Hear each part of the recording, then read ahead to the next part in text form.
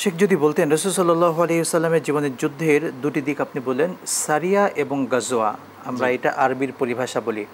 আসলে সারিয়া এবং গাজওয়া এটার পরিচয়টা যদি আমাদের দর্শকদেরকে বলতেন। যে রাসূল করিম সাল্লাল্লাহু আলাইহি সাল্লামের জীবনটাতে আমরা এটি যথার্থভাবে উপলব্ধি করেছি যে তিনি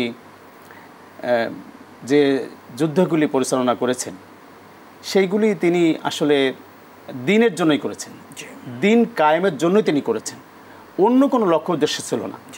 আমরা যদি বলি আজকে একবিংশ শতাব্দীতেও কিন্তু যুদ্ধে লেগে আছে, সেই যুদ্ধগুলোর লক্ষ্য উদ্দেশ্য আপনার তো ব্যক্তি স্বার্থ, দেশ জয়, মানুষ তাকে যোদ্ধা বলবে, মানুষ তাকে রণবীর বলবে, অনেক কিছু আছে।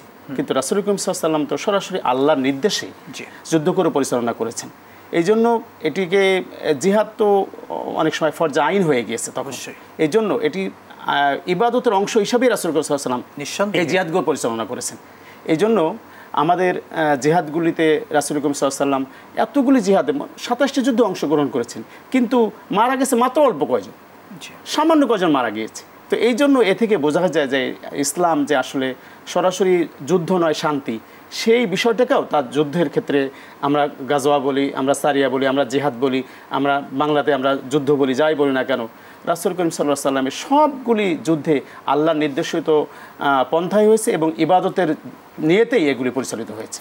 জি, আসলে আমরা গাজওয়া বলতে যেটি বলতে পারি যে যুদ্ধগুলোতে সরাসরি রাসূল সাল্লাল্লাহু আলাইহি ওয়াসাল্লাম অংশগ্রহণ করেছেন এবং বদর, গজওয়ায়ে উহুদ, গজওয়া, বদর, উহুদ, যেগুলো রাসূল সেনাপতির দায়িত্ব পালন করেছেন, সেনানায়কের ভূমিকা পালন করেছেন।